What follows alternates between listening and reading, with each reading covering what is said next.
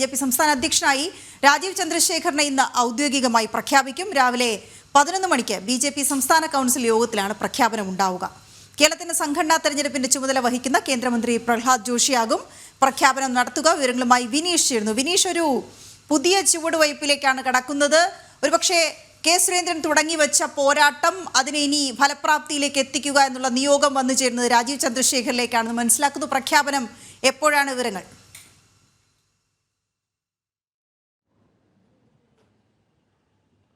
ഉച്ചയ്ക്ക് 11 മണിയോടുകൂടി തന്നെ പ്രഖ്യാപനം ഉണ്ടാകും എന്നാണ് നമുക്ക് അറിയാൻ സാധിക്കുന്നത്. നേരത്തെ വീണ സൂചിപ്പിച്ചതുപോലെ തന്നെ രാജീവ് ചന്ദ്രശേഖറിലേക്ക് ആ ഒരു പ്രവർത്തന ശൈലി കെ സുരേന്ദ്രൻ കൈമാറുമ്പോൾ സംഘടനാ തലത്തിൽ കെ സുരേന്ദ്രൻ ഉയർത്തിവെച്ച പാഠകങ്ങൾ, ആ പാഠകങ്ങൾ തുടർന്നു പോകാനുള്ള ഒരു നീക്കം തന്നെയായിരിക്കും രാജീവ് ചന്ദ്രശേഖറിന്റെ ഭാഗത്തുനിന്ന് ഉണ്ടാക്കുക എന്ന കാര്യത്തിൽ സംശയമില്ല. വി മുരളീധരന്റെ കാലഘട്ടം മുതൽ BJPയുടെ സംസ്ഥാന അധ്യക്ഷന്മാരുടെ ഒരു രാഷ്ട്രീയ ചരിത്രം എടുത്തു നോക്കുകയാണെങ്കിൽ സംഘടനാ തലത്തിൽ കൂടുതൽ വളർച്ചയുണ്ടാക്കാൻ അല്ലെങ്കിൽ കൂടുതൽ വലിയ തോതിൽ സംഘടനയെ ഉയർത്തിക്കൊണ്ടുവരാൻ ഏറ്റവും കൂടുതൽ ദൃഢമായിരുന്ന ഒരു പ്രവർത്തനം കാഴ്ചവെച്ചത് മുൻകാലങ്ങളിലുള്ള BJPയുടെ സംസ്ഥാന അധ്യക്ഷന്മാരുടെ പ്രവർത്തനം തന്നെയാണ്. അതിൻ്റെ ഒരു തുടർച്ചയാകണം ഇനിയുള്ള കാലഘട്ടങ്ങളിലേക്കുള്ള രാജീവ് ചന്ദ്രശേഖറിൻ്റെ ഒരു പടികയറ്റം എന്ന് നമുക്ക് വിലയിരുത്താൻ സാധിക്കും. കാരണം BJPയുടെ ദേശീയ നേതൃത്വത്തിന് ഏറ്റവും വിശ്വസ്തനായ ഒരു നേതാവ്. ഒപ്പം എടുത്തു പറയേണ്ട മറ്റൊരു കാര്യമുണ്ട്. BJP ദേശീയ നേതൃത്വത്തിന്റെ തീരുമാനത്തിനനുസരിച്ച് സംസ്ഥാന ഘടകമാകെ അല്ലെങ്കിൽ അത്തരത്തിൽ ഇന്നലെ ചേർന്ന സംസ്ഥാന കോർ കമ്മിറ്റിയിൽ ഒരേ സമവാക്യത്തിൽ ഒരേ തരത്തിൽ ഉയർന്നു വന്ന പേരായിരുന്നു രാജീവ് ചന്ദ്രശേഖറിൻ്റെത് എന്ന് നമുക്ക് തുറന്നു പറയാൻ സാധിക്കും. കാരണം BJPയുടെ എല്ലാ നേതാക്കളും കേരളത്തിന്റെ ഒരു മാറ്റത്തിലേക്ക് BJPയുടെ പുതിയ ചുവടുവയ്പ്പിലേക്ക് കാര്യങ്ങൾ എത്തുന്നു എന്നതിൽ തന്നെയാണ് ഏറ്റവും കൂടുതൽ ഊന്നൽ നൽകിയിരിക്കുന്നത്. അതിൻ്റെ ഒരു പ്രധാന തുടക്കക്കാരനായി അല്ലെങ്കിൽ രാജീവ് ചന്ദ്രശേഖരൻ മാറുമോ എന്നാണ് രാഷ്ട്രീയ കേരളം ഇനി ഉറ്റുനോക്കുന്നത്. കാരണം BJPയെ സംബന്ധിച്ചിടത്തോളം സംഘടനാ തലത്തിൽ വലിയ രീതിയിലുള്ള മാറ്റങ്ങൾ കൊണ്ടുവരാൻ മുൻകാലങ്ങളിൽ കെ സുരേന്ദ്രൻ അടക്കമുള്ള മറ്റ് സംസ്ഥാന അധ്യക്ഷന്മാർക്ക് സാധിച്ചിരിക്കുന്നു.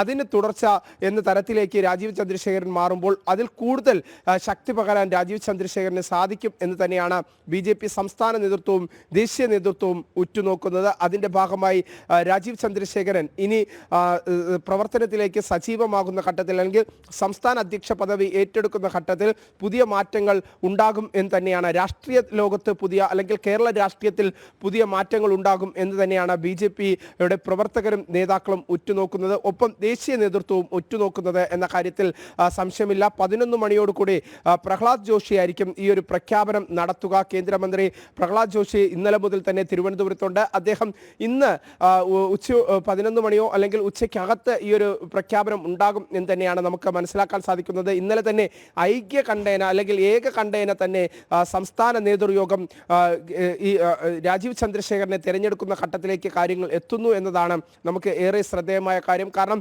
കഴിഞ്ഞ ദിവസം വരണാധികാരിക്ക് മുന്നിൽ നോമിനേഷൻ നൽകാൻ സമയത്ത് മറ്റൊരു പേരുകൾ എടുത്തു പറയാതെ സംഘടനാ തലത്തിൽ സംഘടനാ നേതൃത്വം ഏത് തരത്തിലുള്ള നിർദ്ദേശമാണോ മുന്നോട്ട് വയ്ക്കുന്നത് അതിന് സമാനമായ രീതിയിൽ ആ ഒരു കാഴ്ചപ്പാട് മുന്നിൽ കണ്ടുകൊണ്ട് ഓരോ നേതാക്കളും ഒരുമിച്ച് നിന്നുകൊണ്ട് രാജീവ് ചന്ദ്രശേഖരനെ നോമിനേഷൻ എത്തിക്കാൻ എല്ലാവരും ഒരുമിച്ച് BJP സംസ്ഥാന കാര്യാലയത്തിലേക്ക് എത്തുന്ന കാഴ്ച നമുക്ക് കാണാൻ സാധിക്കുന്നു. അത് ഒരുപക്ഷെ എനിക്ക് മനസ്സിലാക്കാൻ സാധിച്ചിട്ടുള്ളത് എന്ന് ഞാൻ പറയുന്നത് ഐക്യകണ്ഠേന ഒരു തീരുമാനത്തിലേക്ക് സംഘടനാ തലത്തിൽ കാര്യങ്ങൾ എത്തുന്നു.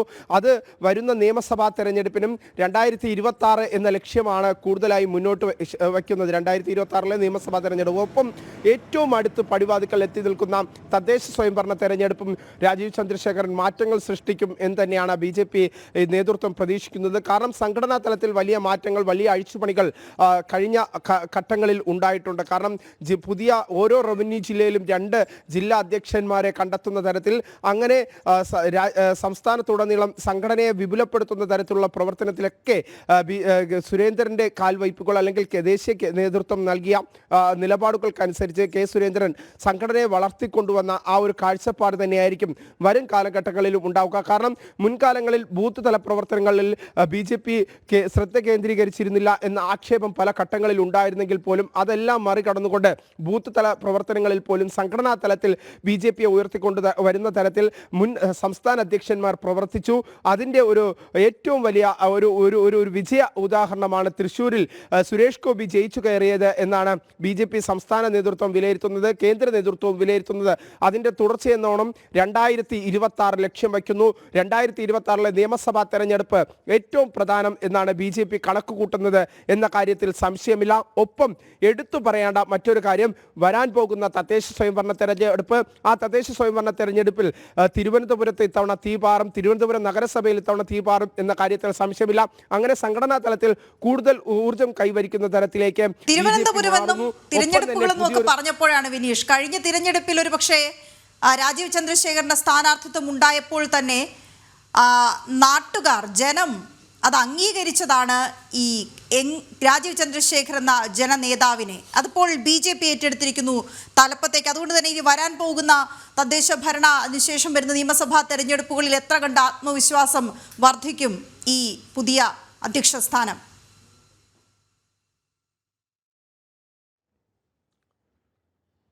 തീർച്ചയായിട്ടും വലിയ ആത്മവിശ്വാസം BJP നേതാക്കൾക്കും പ്രവർത്തകർക്കും നൽകുന്നു എന്ന കാര്യത്തിൽ സംശയമില്ല. കാരണം രാജീവ് ചന്ദ്രശേഖരൻ തിരുവനന്തപുരം ലോക്സഭാ തെരഞ്ഞെടുപ്പിൽ മത്സരിക്കുന്ന സമയത്ത് അദ്ദേഹത്തിൻ്റെ മുദ്രാവാക്യം ഏറ്റവും പ്രധാനം എന്ന് നമുക്ക് പറയാൻ സാധിക്കുന്നത് യുവാക്കൾക്കിടയിൽ ആരവം സൃഷ്ടിക്കുന്ന തരത്തിൽ, യുവാക്കൾക്കിടയിൽ പ്രത്യേകിച്ച് അവർക്ക് വലിയ ആവേശം നൽകുന്ന തരത്തിലുള്ള ഒരു പ്രവർത്തന ശൈലി തന്നെയായിരുന്നു രാജീവ് ചന്ദ്രശേഖരൻ തിരുവനന്തപുരത്തിൻ്റെ മനസ്സറിഞ്ഞുകൊണ്ട് കാഴ്ചവെച്ചത്. അത് സംസ്ഥാനം പൂർണ്ണമായി സംസ്ഥാനത്ത് എല്ലാ മേഖലകളിലേക്കും അദ്ദേഹത്തിൻ്റെ വികസന നേട്ടങ്ങൾ അല്ലെങ്കിൽ വികസന പ്രവർത്തനത്തിൻ്റെ ശൈലി എത്തുമെന്ന കാര്യത്തിൽ സംശയമില്ല. പ്രത്യേകിച്ച് യുവാക്കൾക്കിടയിൽ പ്രതീക്ഷ നൽകുന്ന ഒരു നേതാവായി രാജീവ് ചന്ദ്രശേഖരൻ മാറും എന്ന കാര്യത്തിലും സംശയമില്ല. കാരണം തിരുവനന്തപുരം ലോക്സഭാ തെരഞ്ഞെടുപ്പിൽ കപ്പിനും ചുണ്ടിനും ഇടയിൽ BJPക്ക് സീറ്റ് നഷ്ടപ്പെട്ട ഒരു ലോക്സഭാ മണ്ഡലമാണ് തിരുവനന്തപുരം.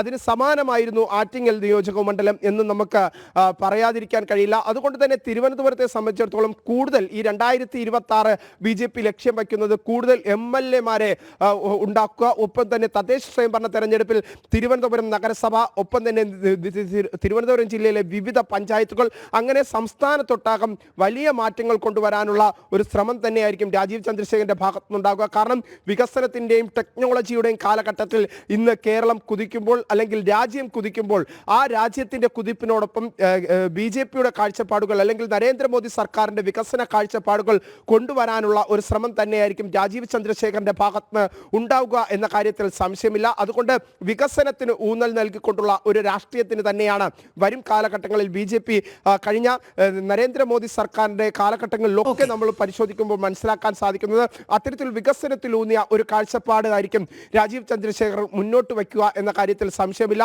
എന്തായിരുന്നാലും BJPയെ സംബന്ധിച്ചിടത്തോളം ഏറ്റവും സന്തോഷകരമായ ദിനത്തിലേക്ക് BJPയുടെ സംസ്ഥാന നേതൃത്വവും ഒപ്പം തന്നെ ഓരോ പാർട്ടി പ്രവർത്തകരും അണികളും മുന്നോട്ട് പോകുന്ന ഒരു ഘട്ടത്തിലേക്കാണ് ഇനി വരും മണിക്കൂറിലേക്ക് നീങ്ങാൻ പോകുന്നത്. കാരണം തങ്ങളുടെ ഒരു പുതിയ സംസ്ഥാന അധ്യക്ഷനെ തെരഞ്ഞെടുക്കുന്നു.